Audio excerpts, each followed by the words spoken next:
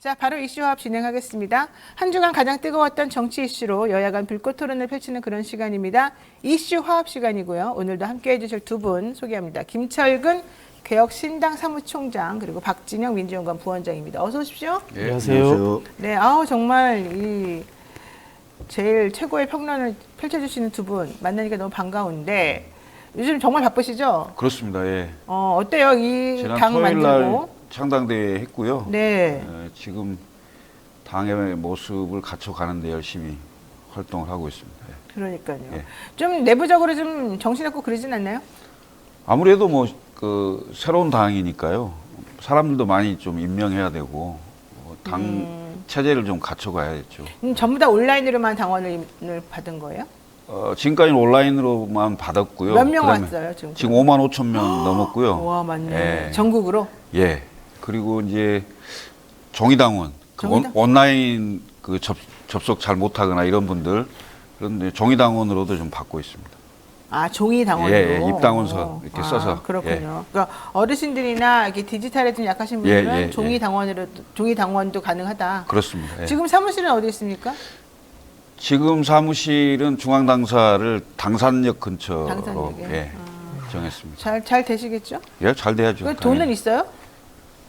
우리 5만 5천 명의 당원분들 중에 한 달에 2,000원 이상 내겠다고 하신 분들이 한 70% 정도 됩니다. 그래서 그 당비를 이제 아직 한 번도 당비를 걷지는 않았습니다. 왜냐하면 중앙당 등록이 완료돼야 당비를 납부 받을 수 있거든요. 네. 그래서 중앙당 등록이 아마 이번 주 내로는 나오지 않을까 싶은데요. 네. 그러면 그렇군요. 예. 그러면은 그거 가지고 할 수 있다, 운영될 수 있다 이런 네, 얘기군요. 그렇습니다. 예.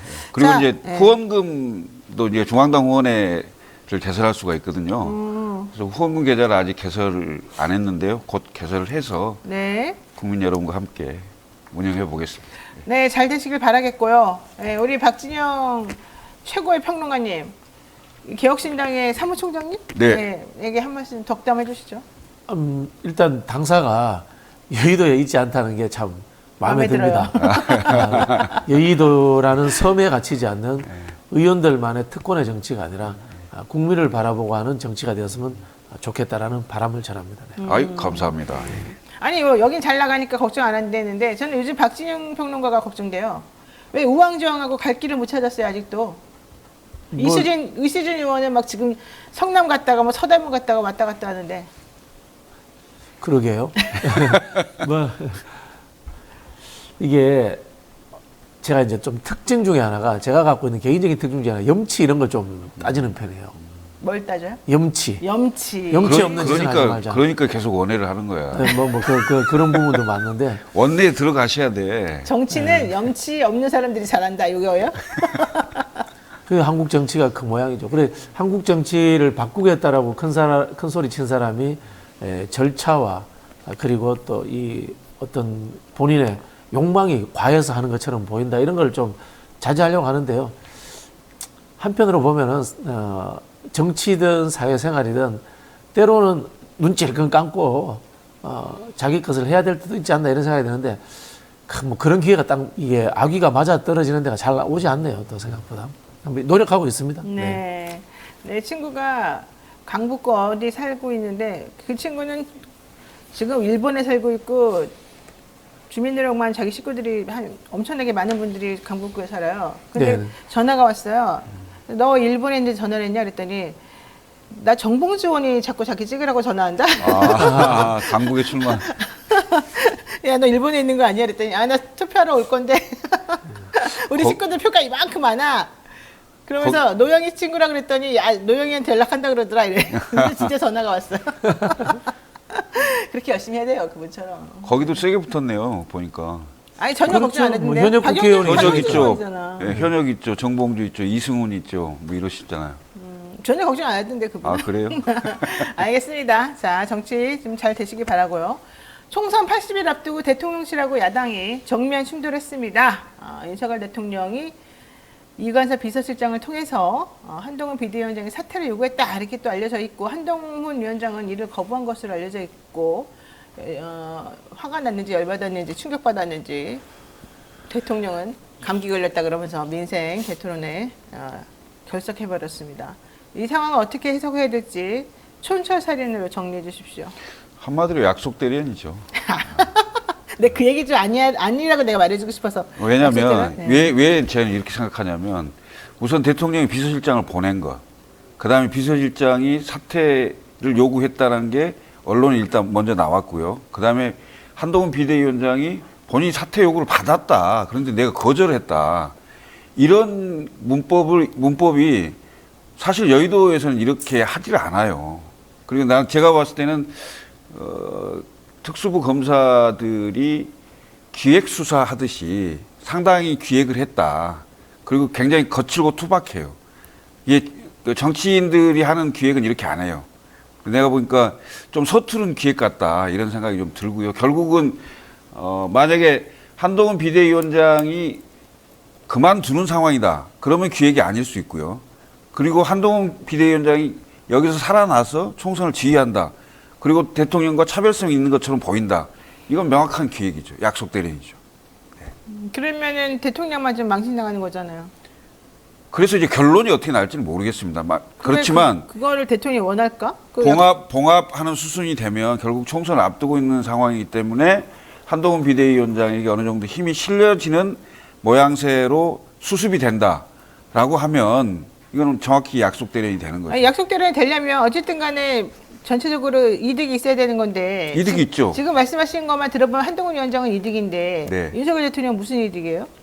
총선에서 지금 상태보다는 좀 더 나은 의석을 대통령이 그런 정도를 가지고서 본인의 체면이 구겨지고 진짜 팔리는 거를 이해할까요? 큰 대의적으로는 괜찮으니까 그 성격이 아니에요, 그분이. 그런 성격이 아니면 이제 어찌됐든 절대 아니에요, 내가 알기로. 찍어내겠다 이 소리 아닙니까? 그래서 내가 알기로 네. 약속 대련이 아니라는 건데 어쨌든 그 얘기는 좀 이따 하고. 어떻게 보세요? 예, 저도 이제 다른 방송에서 1번 약속 대련, 2번 막장 드라마 이렇게 여러분들께 여쭤보니까 막장 드라마라는 의견이 많더라고요. 약속 대련 아니에요. 이건 사실 이제 평론의 영역이라기보다는 정보의 영역이지 않습니까? 우리는 저도 이제 법조인들은 다 약속 대련 아니라고 봐요. 여러분들 이제 정보 파악을 좀 해봤습니다.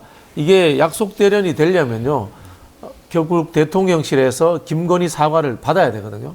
사과를 해야 됩니다. 근데 지금 사과할 생각이 전혀 없다는 거고, 관련해서 흘러나오는 정보들을 보면은 이것과 관련해서 엄청나게 경로에서 비서실장이 출동했고, 그 다음에 밤에 야간에 모여가지고 대책 회의도 했다, 뭐 이런 것들이 기자들을 통해서 흘러나오고 그럼요. 있는 수준이지 네, 않습니까? 네. 그렇게 봤을 때는 약속 대련이라기는 어렵고 막장 드라마다.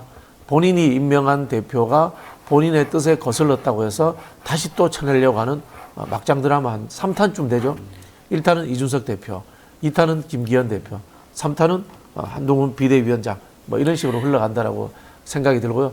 저도 이제 그 여권에 계신 분들한테 여쭤보면요, 대부분이 우리 그런 머리가 안 돼요. 이런 이야기들을 하시더라고요. 그 이야기 뭐냐면은 이 정권이 전략 전술을 구사하고 어떤 이제 종합적인 플랜을 짤 수 있는 레벨이 된다기보다는 그냥 비상식적인 분들이에요. 비상식적인 사람들이기 때문에 이런 일들을 쏟아내는 거다.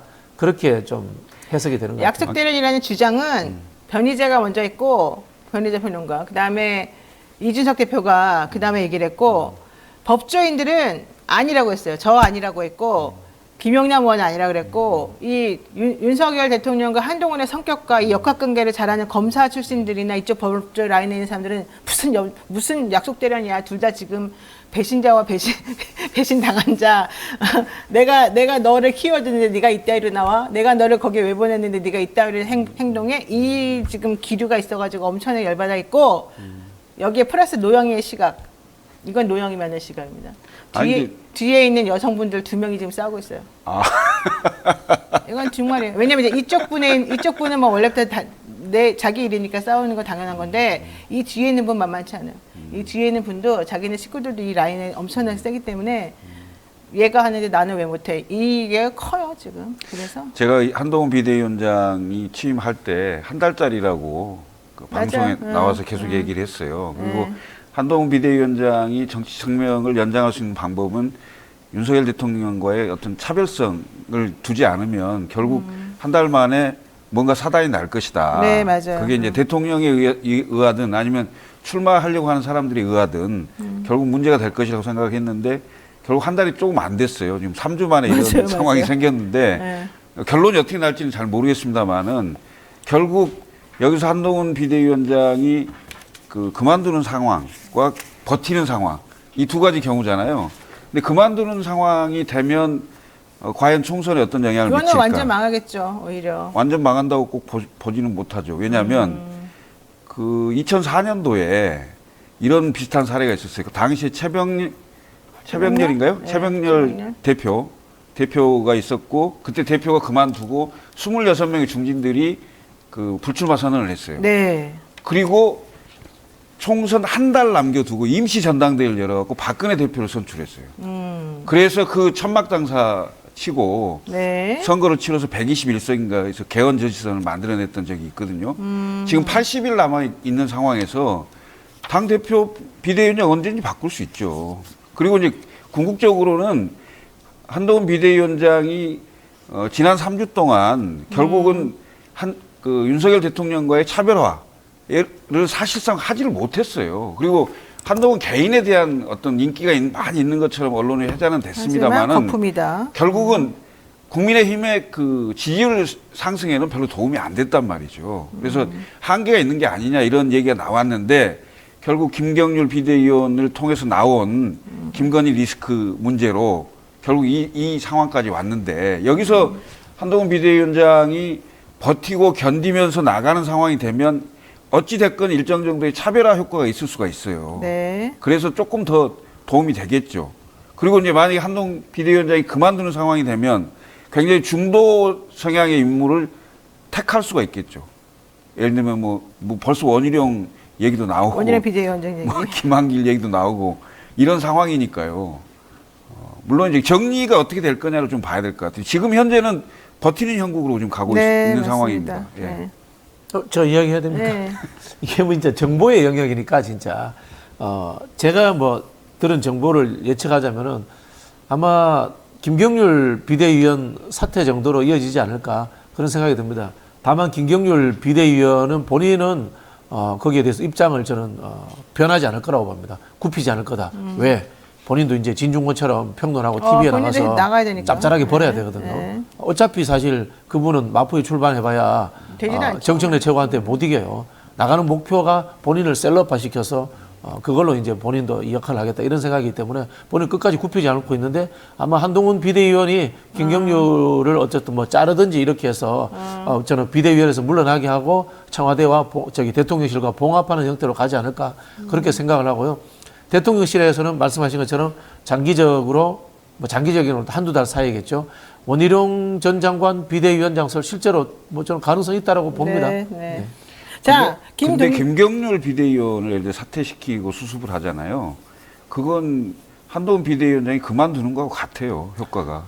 그야말로 그 대통령실의 요구를 다 수용하고 견디는 상황이 되면 있으나마나 결국은 전혀 차별화되지 않는 그런 상황이 되기 때문에 과연 한동훈 비대위원장이 그걸 받고 그냥 앉아 있을까요? 그럼 앉아 있으나 마나가 되는 거거든요. 네. 사실은. 손에 왕자 쓰시는 분들이기 때문에 우리가 생각하는 합리적 추론의 영역이 아닌 그분들의 감정선 그리고 또 뭐 인간관계에 있어서의 그 의리와 배신 이런 있지 않습니까? 그러니까 막장 드라마죠. 이게 합리적일 것 같으면은 우리가 본격 고퀄 정치 드라마 이렇게 이야기하지 막장 드라마라고 표현 안 하잖아요. 아니, 그런데 이제 그 검사 할 때 그 검사 그 내부에 있을 때는 결국 국민들이 잘 안 보이잖아요. 그래서 어떤 뭘 하더라도 잘 모를 수 있는데 이거 지금 정치의 영역에 와 있단 말이죠. 그 두 분 다 완전히 핵심적인 포스트에 있기 때문에 발언 하나하나가 국민들에게 굉장히 영향을 미치는 상황인데 그 자체를 좀 잘 모르는 건지는 모르겠습니다만은 별 얘기가 다 나오고 있어요, 사실은. 그렇죠. 예? 무슨 뭐 인간관계를 정리해야 된다 뭐 이런 얘기까지 나오는 상황이라 뭐 좀 더 지켜보긴 해야 되겠습니다만은 상식적인 정치인 입장에서 보면 한동훈 비대위원장이 내공을 가지고 과연 갈 수 있을까? 내가 보기에는 못 갈 것 같아요. 아니 생각해보면 정치를 잘 이해하실 것 같으면은 그 나라가 이 모양이 됐겠습니까? 한동훈이 약하죠. 자, 강동민님께서 야, 몰라도 많이들 모르시네. 이분들 특수부입니다. 범인들 다루던 사람들인데 유도신 모르고 서로 아는 상태 얼마든지 할 수 있습니다. 한동훈에게 전화해서 동훈아 너 너무 나간다 이런 관계인데 답답하네요. 검찰을 몰라도 너무 모르네 이러시는데 걱정하지 마세요. 윤석열 대통령도 특수부지만 한동훈도 특수부고요. 그 밑에 얼마나 많은 라인들이 그 윗사람들이 언제까지 나갈 수 있을까 이걸 본답니다. 윤석열 대통령이 현재 권력이긴 하지만 미래 권력을 못 이긴다는 거죠. 인기 없는 현재 권력은 미래 권력에게 약해질 수밖에 없다는 거죠. 아직까지 그게 어느 정도나 시기상조일 수는 있을지 모르지만 현재 그렇게 걱정할 정도는 아닐 수 있습니다. 근데 저는 이 장면을 보면서 어떤 생각이 드냐면은 그러면 검찰 조직이라든가 검찰 특수부도 이렇게 운영했던 게 맞는가라는 생각이 당연하죠. 들어요. 그 당시에도 공사구별이 아니고 사적인 영역이 혼재해서 당연하죠. 자기들의 감정적 측면에서 했지 않았냐 그런 생각이 드는 거예요. 아, 검사 동일체 원칙 모르십니까? 상명하복. 네? 네. 자, 한 위원장이 비대위원장 임기와 관련해서 총선 후까지가 내 임기다. 이렇게 얘기를 했어요. 그러면서 대통령이 이렇게 하는 거 당무 개입 아니냐 이렇게 말하니까 평가하지 않겠다 이랬어요. 이거 결과적으로 대통령 이거 오바다. 나한테 이렇게 하면 안 된다. 이런 거예요. 그러니까 사람들이 야 이거 매긴 거다. 이렇게 또 평가를 좀 적나라하게 하더만요. 맞습니다. 이거 당무 개입이죠. 이건 너무 심한 거 아니에요, 대통령 사실? 아니 그리고 이제 그 보통 비대위원장이 그 기자들한테 일문일답을 할 때 그 사퇴 요구가 있었다 이런 얘기는 않거든요. 근데 사퇴 요구가 있었다고 명시적으로 얘기를 해요. 그럼 사퇴 요구를 한 건 대통령 비서실장이 한 건데 그러면 대통령이 의중을 전달한 거 아닙니까? 그럼 대통령이 완벽한 당무 개입 한 증거가 거죠. 돼, 증거. 네, 증거가. 예? 근데 그걸 증거라고 하는 거 이렇게 쉽게 말하지 마세요. 해봤자 예. 검사가 아닌데 이러면 끝나는 거야. 그래서 다 그렇게 해석은 안 되는데. 아니 국정농단 사건 때 결국은 박근혜 대통령이 그때 정무수 윤석열 대통령이 그 당시에 이거 맞는데 하고 올리니까 된 거잖아요. 아, 그렇죠. 그렇게 해줘야 된다니까. 아니 그러니까 그런 이제 그 언론에 얘기한 내용이 다 증거로 남아 있는 상황이기 때문에 그것도 예, 그건 언제든지 기소를 해야 된다니까. 언제든지 검사. 얘기가 될 수가 있는 그래서 거죠. 검사한테 기소권을 혼자만 갖게 하지 말고 다 뺏어와야 된다니까요. 나눠줘야 된다니까요. 나눠줘야죠. 그건 맞습니다. 아니 제가 진짜 검사 마음이잖아요. 저는 뭐 검찰 개혁의 전문가는 아닌데요. 행정 조직에 대해서 이제 개혁안을 만들어 본 적이 있습니다. 정부에서 참여해 본 적이 있는데 두 가지예요. 이제 횡으로서의 권력 분산. 비슷한 권력을 가진 기관들을 중앙정부에 여러 가지를 둬야 되고 그다음에 종으로서의 권력 분산, 지방으로 권력을 나눠줘 이것들을 같이 만들어내는 것이 옳아요. 그냥 공수처가 효율적이었니 뭐가 비효율적이었는지 이런 식의 따져버리면 개인의 취향대로 가버려요. 원칙을 정해야 돼요. 횡으로서의 권력 분산, 종으로서의 권력 분산. 네. 자, 어쨌든 한동훈 비대위원장을 그렇게 쉽게 내칠 수 있겠느냐. 윤석열 대통령이 아무리 열받아도 이 부분에 대해서 사람들이 조금 까리까리한데 결론적으로는 저는 대통령실이 조금 판정 패당했다 이런 얘기를 안 할 수가 없는 상황인 것 같고요. 이게 좀 전에 말씀하신 것처럼 총선하고 연결돼서 어떻게 하느냐가 되게 중요한 순간인 것 같아요.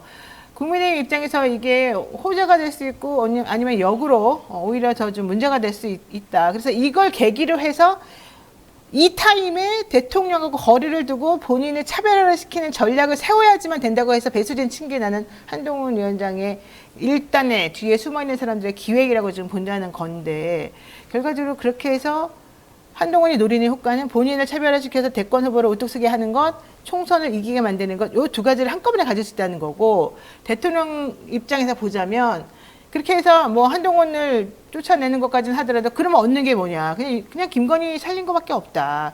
대신 당은 망한다. 총선에서도 진다. 나머지 3년은 끝장이다. 이거밖에 안 남는 거란 말이에요. 그런 합리적인 위험하죠. 추론을 가지고 운영하는 분들이 아니라는 거예요. 그러니까 그런 합리적인 것도 없이 그냥 오로지 내 사람만 지킨다. 이거 가지고 뭐가 되겠냐는 거죠. 그건 이제 같이 망하는 거죠. 그러니까 바로 그거예요. 그래서 사람들이 한동훈에게 좀 더 힘을 실어줄 수밖에 없는 구조가 되지 않겠느냐. 근데 아직까지는 덕이 좀 부족해 보이니까 좀 그렇다 이런 거죠. 근데 이제 이런 게 있죠. 현직 대통령이고요. 그다음에 대통령 임기가 3년 반 정도 남아 있어요. 그러면 지금 예를 들어서 2인자 차기 권력 이런 식으로 이렇게 얘기가 되는 상황이 돼버리면 앞으로 3년 반 동안 대통령 하기 힘들어요. 그렇죠. 바로 그거죠. 예, 네. 그런 어차피 상황이기 이 사람 때문에 똑같아요. 사실 언론에 예를 들어서 이제 사퇴 요구를 했다라는 식의 이게 얘기가 나오잖아요. 물론 지금 한 발 물러서는 모양새 비슷하게 수습이 될 가능성도 있긴 한데 아마 스타일상 가만히 있지는 않겠죠. 네. 예. 지금 이제 그 극우 유튜버 또는 보수 유튜버들의 내용이 두 가지가 나왔어요. 그 일부 합리적인 세력들은 마리 앙뚜아네트 이야기가 거기서 나온 거예요. 그러면서 김건희 사과해야 된다 이야기가 나왔습니다. 물론 사과는 말이 안 되는 물타기죠. 조사를 받아야죠. 수사를 받아야 되는 네, 거죠. 수사 받아야죠. 예, 그런 부분이 있고 한쪽에서는 뭐냐면은 사과하는 순간 민주당이 그걸 가지고 수사하라 탄핵하라 까지 이어지기 때문에 밀리면 안 된다. 두 가지 의견이 나왔단 말이에요. 그런데 대통령실은 후자 쪽에다가 방점을 찍은 거고 한동훈은 전자에다가 방점을 찍은 거란 말이에요. 이 자기들 딴에는 나름대로 머리를 굴린 겁니다. 여기에서 근데 제가 봤을 때는 대통령실이 물러설 가능성은 전혀 없다고 봅니다. 아까 우리 이제 검사 동일체 이야기한 것처럼 내가 키운 한동훈이야, 내가 꼽은 한동훈이야 이렇게 생각한다면 저는 대통령실이 양보할 가능성은 전혀 없다라고 보고요. 또 한편으로 이 개혁신당이라든가 민주당 입장에서 봤을 때는 제가 예측한 결론, 김경률 비대위원이 사퇴하고 한동훈과 국민의힘이 더 이상 이 김건희 씨 디올백 문제를 이야기하지 않는 상황으로 적당히 절충되는 것이 오히려 유리할 수 있습니다. 저는 그렇게 보고요. 한편으로 보면 이준석 대표가 이게 약속 대련이라고 하는 이유도 저는 있다고 보는데 이게 만약에 약속 대련이 아니고 한동훈이 끝까지 저항해 버린다. 그러면은 조금 덜 나쁜 정치인 한동훈이 등장해 버리는 거예요. 이준석 대표와 이미지가 겹치는 거야. 솔직히 이준석 대표도 양두구육한 주범인 거고 갈라치기 한 주범인데 어느 순간에 윤석열 대통령의 탄압을 받아서 그런 것들이 다 사면되면서 덜 나쁜 정치인이 돼버린 거야. 그렇지 않습니까? 그런 부분에서 저는 이준석 대표가 견제하는 측면이 있다 이렇게 생각하고요. 말씀드린 것처럼 이거는 추론의 영역이기보다는 정보의 영역이기 때문에 네. 제 예측이 좀 더 높지 않을까 그런 생각이 듭니다. 승려님께서 노영희 진행자님 뻔한 내용들만 말하는 패널들을 혼내가면서 진행해 주세요. 근데 좀 전에 말은 별로 뻔하진 않았습니다. 자, 이번에 민주당 얘기해 보겠습니다. 민주당 내부의 86세대를 향해서 희생하라 이런 목소리가 나옵니다. 대표적인 86세대 임종석 전 실장이 뺄셈 정치에 도움 안 된다. 이놈의 뺄셈 정치 얘기 정말 너무 표현이 진부합니다. 어쨌든 임종석 전 실장이 뺄셈 정치 도움이 안 된다고 말했습니다. 결론적으로 안 나가겠다 이런 취지로 들리는데 586 용태론 어떻게 생각하세요? 한때는 젊은 피로 수혈이 돼서 진취적이고 이렇게 정치권에 그러죠. 벌써 20년이 넘었습니다. 그리고 민주화운동 세대라고 할 수 있는 분들인데 이분들이 본격적으로 정치를 한 지 20년이 넘은 한국 정치가 도대체 무슨 변화가 왔고 어떻게 바뀌어졌는지를 알 수가 없어요. 네. 이들 스스로가 기득권이 됐고 이들 스스로가 이제는 국민들에게 지탄의 대상이 되고 있는 상황입니다. 그렇죠. 저는 완전히 반성해야 되는 세대고 그런 분들이라고 생각해요. 그러니까 스스로 잘 좀 돌아보고 정치권의 그 쓰임새나 역할이 있는지 보셔라 이런 말씀 좀 드리고 싶습니다. 어떻게 생각하십니까? 저는 뭐 586뿐만이 아니라 한 뭐 3선 했는데 대통령이나 시도지사, 뭐 당대표 이런 그 한국 정치를 바꿀 만한 흐름을 만들 수 있는 위치로 갈 그 자질이 안 되는 분들은 그만하는 게 맞아요, 전부 다. 이런 이야기 하면은 뭐 미국에는 8선도 있고 10선도 있다 이런 이야기 하는데 미국은 연방제잖아요. 주를 대표하는 이런 거기 때문에 차이가 있는 거고 한국 같은 이렇게 역동적이고 빠른 국가에서는 3선 이상 국회의원이 있을 필요가 없다는 생각이 들어요, 솔직히. 그러면 초선들은 잘합니까? 저는 좀 잘하는 사람이 왔으면 좋겠어요, 솔직히. 이건 좀 심오한 이야기인데. 초선들 너무 못하잖아요. 심오한 이야기인데, 이렇게 얘기하면 제가 또 댓글에 또 테러를 당할 수 있는데, 한국 정치가 잘할 가능성이 당분간 없어요. 이게 세대적 특성이기도 하고 정당 자체가 정치 엘리트 교육을 시키지 않고 있고 그런 시스템이 제대로 안 돼 있어요. 그래서 저 같은 경우에 한국 사회에 앞으로 어떻게 해야 되냐 물으면은 공무원 노동상권 보장해줘야 된다 이런 이야기까지 제가 애들로 하는데 참 씁쓸합니다. 네, 알겠습니다. 하나만 얘기하고 정리하겠습니다. 제3지대 빅텐트 왜 이준석 대표는 골든타임이 지났다 이렇게 말하고 있습니까?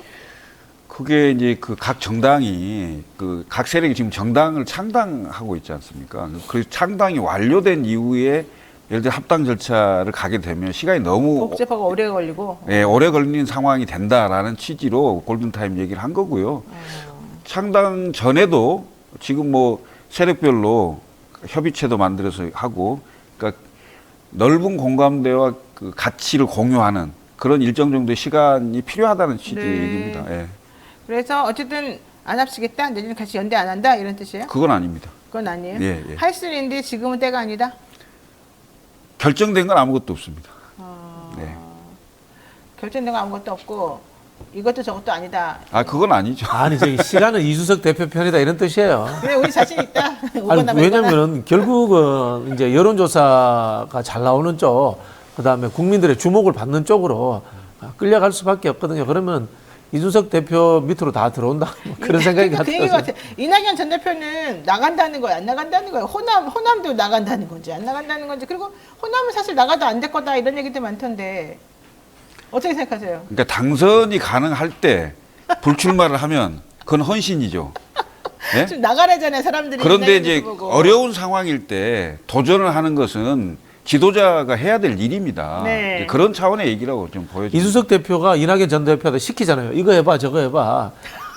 그건 아니고요. 이미 두 사람 관계에 추가 기울었다는 뜻이에요. 아니 그냥 질문은요. 이준석 대표 빼고 이낙연 대표 호남에 나갑니까? 그래서 제가 나가면 됩니까? 열심히 하십시오. 안 될 것 같아요? 이준석 대표는 이낙연 대표랑 손 잡을 거예요? 하여튼 뭐 기다려 보시죠. 뭐야 그게? 지금까지 김철근 개혁신당 사무총장 그리고 박지영 민주연구원 부원장과 함께했습니다. 근데 우리 박철근 사무총장, 죄송합니다. 김철근 개혁신당 사무총장님이 오늘이 마지막이에요? 예, 제가 앞으로 방송을 총선 때까지는 좀 쉽지 않을 것 같습니다. 왜요?